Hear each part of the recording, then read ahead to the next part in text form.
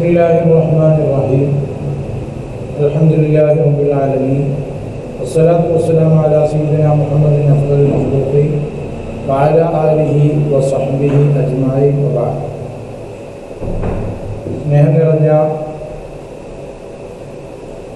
എജ്ബേവ് women's ക്യാമ്പസിലെ degree വിദ്യാർത്ഥികളെ, നമ്മുടെ moral പാഠഭാഗത്തിൽ വെച്ച് മുഖ്യമായ കർമ്മശാസ്ത്രപരമായ വിജ്ഞാനം, അതായത് ഫിഖ്, അതാണ് ഇന്ന് നമ്മുടെ സബ്ജക്റ്റ്. ഈ പറയുന്ന സബ്ജക്റ്റിൽ ഇൻഷാ അല്ലാഹ് ശുദ്ധി, നിസ്കാരം എന്നിവയോട് ബന്ധപ്പെട്ട 13 അധ്യായങ്ങളായി നിങ്ങളിലേക്ക് പരിചയപ്പെടുത്തുന്ന ഒരു ഗ്രന്ഥമാണ്. ജീവിതത്തിൽ വളരെ അത്യാവശ്യമായത്, പ്രാക്ടിക്കലായി തന്നെ കൊണ്ടു നടക്കേണ്ടതുമായ ഒരു വിജ്ഞാനമാണ് കർമ്മശാസ്ത്രം എന്ന് പറയുന്നത്. കർമ്മശാസ്ത്രത്തിന് വലിയ പ്രാധാന്യം റസൂലുള്ളാഹി തങ്ങൾ ഉറപ്പെടുത്തിയിട്ടുണ്ട്. ഏറ്റവും ശ്രേഷ്ഠമായ ആളുകൾ, അല്ലാഹു തആല ഒരാളെ അവൻ ഇഷ്ടപ്പെട്ട കൂട്ടത്തിൽ പെടുത്താൻ ഉദ്ദേശിച്ചാൽ യുഫഖിഹു ഫിദ്ദീൻ എന്നാണ്. ദീനിൽ അവനെ അല്ലാഹു തആല കർമ്മശാസ്ത്രപരമായി ഒരു വിജ്ഞാനമുള്ളവനാക്കി അവനെ തിരഞ്ഞെടുക്കുന്ന. അതുകൊണ്ട് തന്നെ വളരെ സുപ്രധാനമായ, നമ്മുടെ ജീവിതത്തിൽ അത്യാവശ്യമായ ഇസ്ലാമികമായ നിയമ സംഹിതകൾ, കർമ്മശാസ്ത്രപരമായ അറിവുകൾ, അത് ഉണ്ടാക്കിയെടുക്കുക എന്നുള്ളതാണ് ഇതുകൊണ്ടുള്ള ലക്ഷ്യം. വളരെ പ്രാധാന്യമുള്ളതും പ്രതിഫലത്തിനാൽ വളരെ മഹത്വമുള്ളതുമായ ഒരു വിഷയമാണ്. എല്ലാവരും വളരെ ശ്രദ്ധാപൂർവ്വം ശ്രദ്ധിക്കുകയും പറയുമ്പോൾ തന്നെ അതിൻ്റെ മർമ്മപ്രധാനമായ ഭാഗങ്ങൾ എഴുതി വെക്കാൻ വേണ്ടി ശ്രമിക്കണമെന്ന് ഓർമ്മിക്കുകയാണ്. അല്ലാഹു സുബ്ഹാനഹു വ തആല ഇൽമുമായി ബന്ധപ്പെട്ട് ജീവിക്കുന്നവരിൽ നമ്മേവരെയും വിളിച്ച് അനുഗ്രഹിക്കുകയും പറഞ്ഞതൊക്കെ ജീവിതത്തിൽ പകർത്താൻ അല്ലാഹു തൗഫീഖ് നൽകട്ടെ ആമീൻ ആദ്യമായി ദുആ ചെയ്യുകയാണ്. ഈ വിഷയം ഞാൻ നേരത്തെ ഓർമ്മപ്പെടുത്തിയതുപോലെ 13 അധ്യായങ്ങളിലായാണ് നിങ്ങളെ പരിചയപ്പെടുന്നത്. അറബിയിൽ ഫസ്ൽ എന്ന് പറയും. അൽ ഫസ്ലുൽ അവ്വൽ, ഒന്നാമത്തെ ചാപ്റ്റർ, ഫീ ബയാനിൽ ഹദസിൽ അസ്ഗരി വത്തഹാറത്തി, ചെറിയ അശുദ്ധി അത് വിശദീകരിക്കുക, വത്തഹാറത്തി അൻഹു, അതിൽ നിന്ന് ശുദ്ധിയാകും. ചെറിയ അശുദ്ധി എങ്ങനെയൊക്കെ ഉണ്ടാകുമെന്ന് പറയുക, എന്തൊക്കെയാണ് ചെറിയ അശുദ്ധി എന്ന് പറയുക, ചെറിയ അശുദ്ധി എങ്ങനെയൊക്കെ ഉണ്ടാകും, അത് ശുദ്ധിയാകൽ എങ്ങനെയെന്ന് പറയുക. എടുത്ത അല്ലെങ്കിൽ ശുദ്ധിയായ ഒരാൾ അവൻ അശുദ്ധിയുള്ളവനാണെന്ന് എങ്ങനെ മനസ്സിലാവും? അതിന് കർമ്മശാസ്ത്രപരമായി പണ്ഡിതന്മാർ, ഫുഖഹാക്കൾ എന്ത് വിധി പറഞ്ഞു, അതാണ് നാം പഠിക്കേണ്ടത്. ഉദാഹരണത്തിന് പറയാം, ഒരാൾ ഉറുവെടുത്തു, അയാളുടെ കൈ മുറിഞ്ഞു, അപ്പോൾ അയാളുടെ ഉപയോഗില്ലേ? എന്താണ് അതിൻ്റെ വിധി? അപ്പോൾ ചെറിയ അശുദ്ധി എന്ന് പറഞ്ഞാൽ ഉറുവെടുക്കലാണ്. അതിൽ നിന്ന് എന്തൊക്കെയാണ് നാം ശ്രദ്ധിക്കേണ്ടത്, എന്തൊക്കെയാണ് നാം അതിൽ നിന്ന് മനസ്സിലാക്കേണ്ടത്, എങ്ങനെയൊക്കെയാണ് ഇതിൽ നിന്ന് അശുദ്ധിയാകൽ, ശുദ്ധിയുള്ളവൻ അശുദ്ധിയാകൽ എങ്ങനെ, അശുദ്ധിയായാൽ വീണ്ടും ശുദ്ധിയായാൽ എങ്ങനെ, ഇത് വളരെ വ്യക്തമായി തന്നെ സരളമായ രീതിയിൽ ഈ സാഹചര്യത്തിൽ പഠിപ്പിക്കുക എന്നുള്ളതാണ് ഈ കിതാബ് കൊണ്ട് ഉദ്ദേശിക്കുന്നത്. അതുകൊണ്ട് തന്നെ നാം വളരെ ശ്രദ്ധാപൂർവ്വം ശ്രദ്ധിക്കുകയും അപ്പോൾ തന്നെ വീണ്ടും കേൾക്കാൻ ആവശ്യമായി വരുമ്പോൾ വീണ്ടും റിപ്പീറ്റ് അടിച്ച് അത് കേട്ട് അത് നമ്മുടെ ജീവിതത്തിൽ പകർത്തുകയും അത് എഴുതി വെക്കുകയും ചെയ്യേണ്ടത് നമ്മുടെ ബാധ്യതയാണ്. ഒന്നാമതായി നിങ്ങളെ അതാണ് ഓർമ്മപ്പെടുത്താൻ. കഴിവിൻ്റെ പരമാവധി കൃത്യമായി ക്ലാസ്സിൽ കൊണ്ടുവരും. ഈ ഇൽമിൻ്റെ ക്ലാസ്സിൽ പങ്കെടുക്കുക എന്ന് പറയുന്നത് വളരെ പുണ്യമുള്ളതാണ്. അല്ലാഹുവിൻ്റെ മലക്കുകളും അതുപോലെ തന്നെ സസ്യലതാദികളും അതേപോലെ തന്നെ പറവകൾ എന്നല്ല ജീവജാലങ്ങളും അല്ലാത്തതുമായ എന്തിനധികം ആഴിയിൽ ഓടിക്കൊണ്ടിരിക്കുന്ന മത്സ്യങ്ങൾ വരെ പുറക്കിൽ നിൽക്കുന്ന ഒരു വിഭാഗം അല്ലാഹുവിൻ്റെ ഇൽമ് കേൾക്കുക പഠിക്കുന്നവരെ സംബന്ധിച്ച് ചിറകുതാത്തി കൊടുക്കുന്ന ഒരു വിഭാഗം ഇൽമ് പഠിക്കുന്നവർ തന്നെ. അത് തലയെക്കെട്ട് കെട്ടി പള്ളി ദർസിലോ കോളേജിലോ പോയി പഠിക്കണമെന്നല്ല പറഞ്ഞതിൻ്റെ അർത്ഥം. അതിന് ശ്രദ്ധിക്കുന്ന, അത് കരസ്ഥമാക്കണമെന്നുള്ള ഉദ്ദേശ ലക്ഷ്യത്തോടുകൂടെ ആരെല്ലാം എവിടെയെല്ലാം എവിടെ നിന്നെല്ലാം ശ്രദ്ധിക്കുന്നുവോ അവർക്കൊക്കെ ആ മഹത്വങ്ങൾ. മൻ സലക തരീഖൻ യൽതമിസു ഫീഹി ഇൽമൻ സഹലല്ലാഹു ലഹു തരീഖൻ ഇലൽ ജന്ന എന്നാണ്. മൻ സലക തരീഖ്, ഒരാൾ ഒരു വഴിയിൽ കടന്നു. മൻ സലക തരീഖ് യൽതമിസു ഫീഹി ഇൽമൻ, അവൻ അതിൽ ഇൽമു തേടാൻ വേണ്ടിയാണ് ആ വഴിയിൽ പ്രവേശിച്ചത്. എന്നാൽ സഹലല്ലാഹു ലഹു തരീഖൻ ഇലൽ ജന്ന, സ്വർഗത്തിലേക്ക് അല്ലാഹു തആല അവനിക്കൊരു വഴി എളുപ്പമാക്കുന്നതാണ്. ആ കൂടുതൽ നമ്മൾ അല്ലാഹു തആല കൊടുത്തിരുമാറാകണം. മുഖ്യമായ വിഷയമാണ്. കാരണം നമ്മുടെ ജീവിതത്തിൽ ഒരുപാട് തെറ്റുകുറ്റങ്ങൾ ചെയ്യുമ്പോൾ ഈ ഇൽമു കേൾക്കലോടുകൂടി അതൊക്കെ പുറത്തു വരുവാണ്. അത് ആത്മാർത്ഥമായി ആവേശത്തോടുകൂടി നാം പഠിക്കുമ്പോൾ അതിൻ്റേതായ പ്രതിഫലം അല്ലാഹു തആല തരും. അങ്ങനെയുള്ള ഒരു വിഭാഗത്തിൽ അല്ലാഹു നമ്മെ എല്ലാവരെയും കൊടുത്തിട്ട് ആമീൻ എന്ന് വളരെ ആത്മാർത്ഥമായി ആദ്യം തന്നെ ദുആ ചെയ്യുകയാണ്. ഇന്ന് അല്പ ഭാഗങ്ങൾ മാത്രം നിങ്ങളുടെ ശ്രദ്ധയിൽപ്പെടുത്തും. അമ്മൽ ഹദസുൽ അസ്ഗർ, അപ്പോൾ ചെറിയ അശുദ്ധി ഉണ്ടാകും. അസ്ബാബുഹു, അതിൻ്റെ കാരണങ്ങൾ 4 എന്ന് പറഞ്ഞാൽ ഉളു എടുത്ത ഒരാൾ എപ്പോഴാണ് അവൻ അശുദ്ധിക്കാരനാവുക, ശുദ്ധി ഇല്ലാതെയാകുന്ന എപ്പോഴാണ്. അപ്പോൾ ആദ്യം അവനിക്ക് ഉളു ഉണ്ട്. ഉളു ഉള്ള ആളുടെ ഉളു എങ്ങനെ മുറിയും, അതിൻ്റെ കാരണങ്ങൾ എത്രയാണ്? 4. ചെറിയ അശുദ്ധിയുടെ കാരണങ്ങൾ 4. 1 അൽ അവ്വൽ, 1 ഖുറൂജു ഗൈറിൽ മനിയി മിനൽ ഖുബിലി അവിൽ ഖുബിലി. ഒന്നാമത്തത് മനിയെ അല്ലാത്ത വല്ല വസ്തുവും പുറപ്പെടലാണ്. അത് മിനൽ ഖുബിലി അവിൽ ഖുബിലി, മുന്തുവാരത്തിൽ നിന്ന് അല്ലെങ്കിൽ പിന്തുവാരത്തിൽ നിന്ന്, എവിടെ നിന്നായാലും തിരക്കേടില്ല. അവൻ്റെ മുന്തുവാരത്തിൽ നിന്നോ പിന്തുവാരത്തിൽ നിന്നോ ശുക്ലമല്ലാത്തത് വല്ലതും പുറപ്പെട്ടാൽ പോകും. അപ്പോൾ ശുക്ലം പുറപ്പെട്ടാൽ പോകും. വളരെ കൃത്യമായി ഇത് മനസ്സിലാക്കണം. ശുക്ലം പുറപ്പെട്ടാൽ പോകും പറയുന്നത്. അതല്ലാതെ മറ്റ് എന്ത് സംഭവിച്ചാൽ, എന്ത് പുറപ്പെട്ടാൽ പോകും പറയും. അത് കാഷ്ടം തന്നെയാകണമെന്നില്ല, മൂത്രമാകണമെന്നില്ല, രക്തമാകണമെന്നില്ല. എന്തായാലും മനി അല്ലാത്തതാണെങ്കിൽ പോകും. മനിയാണെങ്കിൽ അവൻ്റെ പോകും. രണ്ടാമത്തത്, അപ്പോൾ മനിയല്ലാത്തത് പുറപ്പെടുക എന്ന് പറഞ്ഞത് കൊണ്ട് എന്തൊക്കെ മനസ്സിലായി? വല എന്തൊക്കെ ഉളു മുറിയുന്നതല്ല. എന്തുകൊണ്ട് മുറിയുന്നതല്ല? വിൽ കൈ, ഛർദ്ദിക്കൽ കൊണ്ട് ഉളു മുറിയുക. ഇപ്പോൾ ഒരാൾ ഉളുവെടുത്ത് നിസ്കാരപ്പായയിലേക്ക് വരുമ്പോൾ ബൈക്കിൽ ഛർദ്ദിക്കാലോ, എന്നാൽ പിന്നെ പോയിട്ട് ഉളുവെടുക്കേണ്ട ആവശ്യമില്ല. കാരണം എന്തേ? ഉളുവിൻ്റെ മുറിയുന്ന കാര്യങ്ങളിൽ പെട്ടതല്ല ഛർദ്ദിക്കുക എന്നുള്ളത്. അപ്പോൾ ഒരാൾ ഛർദ്ദിക്കൽ കൊണ്ട് അതിൻ്റെ ഉളു മുറിയുന്നതല്ല. അതേ പ്രകാരം തന്നെ വൽ ഖസ്തി വൽ ഹിജാമ, കൊമ്പ് വെക്കുക, കൊത്തി വെക്കുക, ഇവ കൊണ്ട് മുറിയുന്നതല്ല. എന്ന് പറഞ്ഞാൽ ഹിജാമ ഇപ്പം എല്ലാവർക്കും പരിചയം ഉണ്ടാവും. കാരണം ഇപ്പോൾ ടൗണിലേക്ക് പോകുമ്പോൾ ചില ബോർഡുകൾ കാണാം, ഹിജാമ ഇവിടെ ചെയ്യപ്പെടുന്നു എന്നൊക്കെ പറഞ്ഞിട്ട്.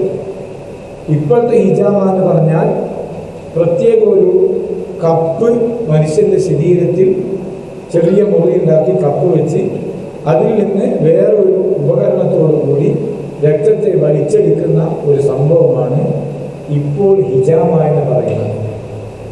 ഖസ്ത് എന്ന് പറഞ്ഞാൽ കൊമ്പ് വെക്കുക എന്നാണ്. ഇത് വലിയ പ്രാധാന്യമുള്ളതാണ്. കൊമ്പ് വെക്കലും കൊത്തിവെക്കലും പ്രാധാന്യമുള്ളതാണ്. 70 ചില്ലാനം ഹദീസുകൾ കൊമ്പ് വെക്കലിന്റെ ഫളീലത്തിനെ പറ്റി റസൂലുള്ളാഹി തങ്ങൾ പറഞ്ഞത് കാണാം. അത് മാസത്തിൽ ഒരിക്കലൊക്കെ വെക്കൽ പ്രത്യേകം സുന്നത്തുള്ളതാണെന്ന് പണ്ഡിതന്മാർ പറഞ്ഞിട്ടുണ്ട്. അതിന് ചില പ്രത്യേക പോയിന്റുകളും മറ്റുമൊക്കെ ഉണ്ട്. സുന്നത്ത് പോയിന്റ്, ഇങ്ങനെ തുടങ്ങി കുറേ പോയിന്റ്സുകളുണ്ട്. അപ്പോൾ അത് ഒരാൾ ചെയ്തു, മുഖു കൊടുത്തു, ഒരാൾ പിന്നെ ഹിജാമ ചെയ്തു. ഹിജാമ ചെയ്യുമ്പോൾ സ്വാഭാവികമായിട്ട് രക്തം പുറത്തേക്ക് വരും. അത് മുൻകാലത്തൊന്നും പിൻകാലത്തൊന്നുമല്ല വരുന്നത്. എവിടുന്നാണ്? പ്രത്യേകമായി ബ്ലേഡ് കൊണ്ടോ മറ്റോ ചെറിയ മുറിവുകൾ ഉണ്ടാക്കി അത് ഒരു കപ്പിങ് ഉപയോഗിച്ചുകൊണ്ട് രക്തങ്ങൾ പുറത്തെടുക്കുന്നു. അങ്ങനെ ഒരാൾ ഉരുവെടുത്തതിൻ്റെ ശേഷം ഒരാൾ ചെയ്താൽ അവൻ്റെ മുറിവില്ല മാത്രം. അതേ പ്രകാരം തന്നെ ഖസ്ത് എന്ന് പറഞ്ഞാൽ കൊമ്പ് വെക്കലാണ്, കൊത്തിവെക്കുക എന്ന് പറഞ്ഞാൽ പണ്ട് കാലങ്ങളിൽ ഈ തലയുടെ പിൻഭാഗത്തായിട്ട് ചെറുങ്ങനെ ഒരു ഉളി പോലത്തെ കൊണ്ട് ഇങ്ങനെ മുട്ടും. ഇങ്ങനെ മുട്ടുമ്പോൾ രക്തം പുറത്തേക്ക് വരുമ്പോൾ കൊമ്പ് ഉപയോഗിച്ചിട്ട് അത് വലിച്ചെടുക്കൽ പതിവായിരിക്കും. അതുകൊണ്ടാണ് കൊമ്പ് വെക്കുക എന്ന് പറയുന്നത്. അങ്ങനെ ഒരാൾ ഉളു കൊടുത്തതിന് ശേഷം ചെയ്താൽ ഉളു മുറിയുന്നതല്ല. അപ്പോൾ ഉളു മുറിയാത്ത കാര്യങ്ങൾ, ഉളു മുറിയുന്ന കാര്യങ്ങൾ നമ്മൾ പറഞ്ഞു, മനിയല്ലാത്ത മറ്റു പല വസ്തു പുറപ്പെടും. അപ്പോൾ ഉളു മുറിയുന്നതല്ല. എന്തുകൊണ്ട്? ഛർദ്ദിക്കൽ കൊണ്ട് ഉളു മുറിയുന്നതല്ല. കൊമ്പ് വെക്കുക, കൊത്തി വെക്കുക, അതുകൊണ്ട് ഉളു മുറിയുന്നതല്ല. തരിമൂക്ക് പൊട്ടി ചോര വരിക. ഒരാൾ വീട്ടിൽ നിന്ന് ഉടുവെടുത്ത് ബാത്റൂമിൽ നിന്ന് ഉടുവെടുത്ത് നിസ്കരിക്കാൻ കയറി കൈ കെട്ടാൻ നോക്കുമ്പോൾ പറഞ്ഞ് രക്തം നോക്കുന്നു. ഒന്നുമില്ല, വെറുതെ പോന്നാലില്ല, കാരണത്തോടു കൂടി പോന്നാലും വിരോധമില്ല, കാരണം ഇല്ലാതെ പോന്നാലും വിരോധമില്ല. അങ്ങനെ ഒരാളുടെ പിന്നെ മൂക്ക് പൊട്ടി ചോര വന്നാൽ, തരിമൂക്ക് പൊട്ടി ചോര വന്നാൽ അതിൻ്റെ മുഖം മുറിയും. പിന്നെയോ കരിമി, കളവ് പറഞ്ഞാൽ മുഖം മുറിയും. ഒരാൾ ഉറുവെടുത്ത് കാരപ്പായിലേക്ക് 2-3 നാൾ പിരിപിരിങ്ങ് വന്ന് ഭർത്താവ് ഉള്ളിലുണ്ട്. ഭർത്താവ് പറഞ്ഞ് പറയാൻ പറ്റില്ല, പറയാനാന്ന് പറഞ്ഞു. അങ്ങനെ അറിയാതിരുന്നു കളത്തണം, ഉറുവെടുത്ത് കളത്തണം. അങ്ങനെ ഒരാൾ കളവ് പറഞ്ഞാൽ ആ കളവ് പറഞ്ഞ കാരണത്താൽ ഉളു മുറിയുന്നത്. അതുകൊണ്ട് കുറ്റമില്ലായെന്നോ ശിക്ഷയില്ലാന്നോ കളവ് പറയാൻ അനുവദിയാണെന്ന് ഒന്നും ഉദ്ദേശിക്കാൻ പറ്റില്ല കേട്ടോ. ഉളു മുറിയുന്ന കാര്യങ്ങളാണ് നമ്മൾ പറഞ്ഞു വരുന്നത്. അതിൽ ഒരാൾ ഉളു എടുത്തതിന് ശേഷം ഒരാൾ കളവ് പറഞ്ഞാൽ ഉളു. അതേ പ്രകാരം തന്നെ ഉളു മുറിയുന്നതല്ല ശബ്ദിനി, ചീത്ത പറഞ്ഞു. നമ്മൾ ഉളുത്തി കയറി വരുമ്പോൾ നമ്മൾ ആങ്ങള അല്ല നമ്മൾ അഞ്ചെത്തി ഓളൊന്ന് കുറിച്ചൊക്കെ കളിച്ച് എൻ്റെ പായ ഇഞ്ഞിട്ടില്ല പണിയായിരുന്നു ചോദിച്ചു ചീത്ത പറഞ്ഞു. അല്ലെങ്കിൽ മറ്റവൻ്റെ മോളെ എന്ന് പറഞ്ഞു, അല്ലെങ്കിൽ മറ്റവനെ ചീത്ത പറഞ്ഞു. അപ്പോൾ ഉളൂദിന് അതുകൊണ്ട് കോട്ട സംഭവിക്കില്ല. ഒരാൾ ചീത്ത പറഞ്ഞാലോ കളവ് പറഞ്ഞാലോ തരിമൂക്കൊട്ടി ചോര വന്നാലോ കൊമ്പ് വെച്ചാലോ കൊത്തി വെച്ചാലോ ഉളൂദിന് 5 ഗീബത്ത്. അതേ പ്രകാരം തന്നെ ഗീബത്ത് പറയും. ഗീബത്ത് നമുക്കറിയാമല്ലോ. ഗീബത്ത് എന്ന് പറഞ്ഞാൽ എന്താണ്? ഗീബത്ത് എന്ന് പറഞ്ഞാൽ ഉള്ള കാര്യം തന്നെ മറ്റൊരാളിൽ ഉള്ളൊരു കാര്യം മറ്റൊരാളിൽ ഇഷ്ടമില്ലാത്ത പറയും. എന്നെ സംബന്ധിച്ച് ഇതിൽ ഉണ്ടാവും ഉള്ള കാര്യം എന്താക്കുക, വേറെ ഒരാളെ പോയിട്ട് എന്താക്കുക, എന്നെ പറ്റി വേറെ ആൾ പറഞ്ഞെടുത്ത് സംഭവം ഉള്ളതിന് പക്ഷെ എനിക്ക് ഇഷ്ടമില്ല പറയുന്നത്. ഇഷ്ടമില്ലാത്ത കാര്യം പറഞ്ഞാൽ എനിക്ക് ഗീബത്ത് എന്ന് പറയാം. റസൂലുള്ളാഹി സ്വല്ലല്ലാഹു അലൈഹി വസല്ലം നമ്മളോട് ചോദിച്ചിട്ടുണ്ട്, എന്ത് ഗീബത്ത് പറയാന്ന് പറഞ്ഞിട്ട് അത് അയാളിൽ ഉള്ളയല്ലേ നബി എന്ന് ചോദിച്ചു. അപ്പോൾ റസൂലുള്ളാഹി സ്വല്ലല്ലാഹു പറഞ്ഞു, ഉള്ളത് പറയലാണ് ഗീബത്ത്, ഇല്ലാത്തത് പറയൽ കളവാണ്. എന്നെ സംബന്ധിച്ച് ഒരാളുടെ ഇല്ലാത്തത് പറഞ്ഞാൽ അതിന് പറയുന്ന പേരാണ് കളവ് എന്ന്. ഉള്ളത് പറയലാണ് ഗീബത്ത്. ഞാനൊരു കാര്യം ചെയ്തിട്ടുണ്ടാകും, അതെനിക്ക് ഇഷ്ടമില്ല, ആ ഇഷ്ടമില്ലാത്ത വേറൊരാളുടെ പറയുന്നത് എനിക്കാണ് ഗീബത്ത്. അങ്ങനെ ഒരാൾ ഉരുവെടുത്ത് പറഞ്ഞാലോ നമസ്കാരം ഓൻ്റെ ഉരുവ് മുറിയുന്നതല്ല. അതേ പ്രകാരം തന്നെയാണ് ഒരു നമീമത്തി, ഏഷണി പറയാം. ഏഷണി പറഞ്ഞാൽ എന്താവില്ല, പിന്നെ ഉളു മുറിയുന്നതല്ല. പോലെ റദബി, ദേഷ്യപ്പെട്ടു ഒരാൾ ആരെന്തോ കുറ്റങ്ങൾ കളിക്കുന്നതാണ് ദേഷ്യപ്പെട്ടു. എന്നാൽ ദേഷ്യം പിടിച്ച കാലത്താൽ ഭൂമുറിയുന്നത് കഹക്കാതി സലാത്തി നിസ്കാരത്തിൽ ഒരാൾ കോട്ടുവായപ്പോൾ എന്നാൽ എന്താവില്ല ഉദൂ മുറിയുന്നതല്ല. വാക്കിളിൽ അറുമിൽ ജുസൂരി ഒട്ടകത്തിൻ്റെ മാംസം കഴിച്ചു. ഒട്ടകത്തിൻ്റെ ഉദാഹരണം പറഞ്ഞതാണ്, എന്തിൻ്റെ മാംസാരിയില്ല. വാ അഖിലി മാ മസതു നാർ മിനൽ മത്ബൂഖി വൽ മശ്മി ചുടപ്പെട്ടതോ വേവിക്കപ്പെട്ടതോ ആയ തീ തൊട്ട വസ്തു ഒരാൾ ഉരുവെടുത്തതിന് ശേഷം തൊട്ടാൽ. ഉദാഹരണത്തിന് നമ്മളെന്താക്കി ഊറി നിസ്കരിച്ച് എന്ന് പറഞ്ഞ് മോളെ ചോറ് വെച്ചതാണ്, എന്നിട്ട് പൊരിച്ചോ ഇറച്ചി വെല്ലുണ്ട്, നല്ലോണം തട്ടി കഴിയുമ്പോഴത്തേക്ക് എന്തായി അസർ വാങ്ങി കൊടുത്തു. എന്നാൽ അവർ പിന്നെ രണ്ടാമത് ഉദു എടുക്കണം. ഭക്ഷണം കഴിച്ചുകൊണ്ട് രണ്ടാമത് ഉദു മുറിയും ഇല്ല, ഉദു മുറിയില്ല. ഒക്കെ എന്താക്കാം, ആ ഉദു കൊണ്ട് തന്നെ നിസ്കരിക്കാം, വേറെ ഉദു എടുക്കേണ്ട ആവശ്യം ഇല്ല. അതേ പ്രകാരം തന്നെ പക്ഷെ വേർന്ന് പറയാം, വയുസ്താബുൽ ഉദു കേട്ടോ. ഉദു എടുക്കുന്ന സുന്നത്തിന്റെ എന്ത്, ഒരാള് ഉദു കഴിച്ചു, ഭക്ഷണം കഴിച്ചു, രണ്ടാമത് കുറച്ച് കഴിയുമ്പോൾ അസർ വാങ്ങി കൊടുക്കും. അസർ വാങ്ങി കൊടുത്താൽ ആ ഉദുവിടെ തന്നെ മനിയല്ലാത്ത മറ്റൊരു വസ്തു പിൻവാറ്റുന്ന പുറപ്പെട്ടിട്ടില്ല എങ്കിൽ ഉദു മുറിയില്ല. പക്ഷേ ഭക്ഷണം കഴിച്ചത് കൊണ്ട് വീണ്ടും ഉദു എന്താക്കാം മടക്കൽ സുന്നത്ത്. ഉദു എടുക്കൽ സുന്നത്തുണ്ട്. പിന്നെ ഈ പറയപ്പെട്ട എല്ലാ കാര്യത്തിലും ഉദു എടുക്കൽ സുന്നത്താണ്. ഏതെല്ലാം നമ്മൾ പറഞ്ഞ കാര്യങ്ങൾ? ഒന്ന്, കൊമ്പ് വെക്കുക, കൊത്തി വെക്കുക, മൂക്കിൽ നിന്ന് തരിമൂക്കിൽ നിന്ന് ചോര വരിക, കളവ് പറയാം, ചീത്ത പറയാം, ദൈവത്ത് പറയാം, പിന്നെ നമീമത്ത് പറയാം, അതുപോലെ തന്നെ തീയിൽ ചുടപ്പെട്ടതോ വേവിക്കപ്പെട്ടതോ ആയ വസ്തു തിന്നുക. ഇങ്ങനെയുള്ള കാര്യങ്ങളൊന്നും ചെയ്താൽ ഉദു മുറിയുന്നതല്ല. ഉദു മുറിയില്ല എന്നുള്ള കാര്യം ഉറപ്പാണ്. പക്ഷേ ഇങ്ങനെയുള്ള കാര്യം ചെയ്തതിന് ശേഷം ഉദു എടുക്കൽ സുന്നത്താണ്.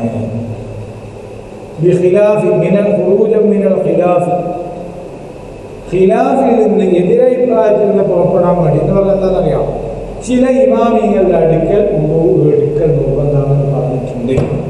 അങ്ങനെയുള്ള ആളുകളിൽ നിന്ന് ഒഴിവാകാൻ വേണ്ടി ഉദു എടുക്കൽ സുന്നത്താണ്. ഒന്നായി അപ്പോൾ ഉദു മുറിയുന്ന കാര്യങ്ങൾ 4 പറഞ്ഞു. അതിൽ നിന്ന് ഒന്ന് നമ്മൾ പറഞ്ഞു, എന്താണ്? മുന്തുവാരത്തിൽ നിന്നോ പിന്തുവാരത്തിൽ നിന്നോ മനിയെ, അതായത് ശുക്ലം ബീജം അല്ലാത്ത വല്ല വസ്തു പുറപ്പെട്ടാൽ ഉദു മുറിയുന്നതാണ്. മുറിയാത്ത കാര്യങ്ങൾ പറഞ്ഞു. ഒരാൾ ഉദു എടുത്തതിൻ്റെ ശേഷം കൊമ്പ് വെക്കുകയോ കൊത്തി വെക്കുകയോ മൂക്ക് വെട്ടി ചോര വരികയോ കളവ് പറയുകയോ ചീത്ത പറയുകയോ ഗീബത്ത് പറയുകയോ നമീമത്ത് പറയുകയോ ദേഷ്യം പിടിക്കുകയോ ആവിയിടുകയോ അല്ലെങ്കിൽ പിന്നെ തീയിലോ ഉണ്ടാക്കപ്പെട്ട ഭക്ഷണം കഴിക്കുകയോ ചെയ്താലൊന്നും ഉദു മുറിയുന്നതല്ല.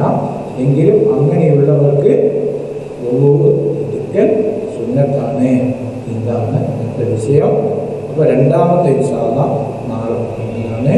അല്ലാഹു തആല നമുക്കൊക്കെ സൽബുദ്ധിയും ഓർമ്മശക്തിയും പഠിക്കാനുള്ള തൗഫീഖും ഇബാദത്ത് ചെയ്യാനുള്ള അല്ലാഹുവിൻ്റെ തൗഫീഖും ഒക്കെ നൽകി അല്ലാഹു എല്ലാവരെയും അനുഗ്രഹിക്കട്ടെ. നമ്മുടെ മാതാപിതാക്കൾക്കൊക്കെ അല്ലാഹു പുറത്തു കൊടുക്കട്ടെ. മരണപ്പെട്ടു പോയ മകളൊക്കെ സന്തോഷത്തിലാകട്ടെ. ആഖിറു ദഅ്വാനാ അൽഹംദുലില്ലാഹി റബ്ബിൽ ആലമീൻ. അസ്സലാമു അലൈക്കും വറഹ്മത്തുള്ളാഹി